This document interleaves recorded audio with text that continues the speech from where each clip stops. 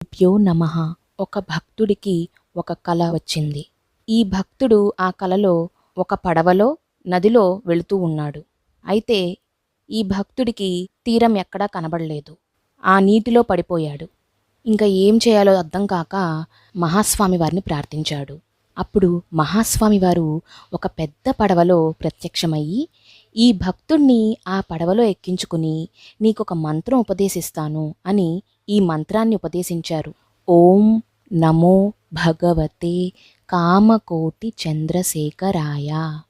అక్కడితో ఆ కళ ఆగిపోయింది.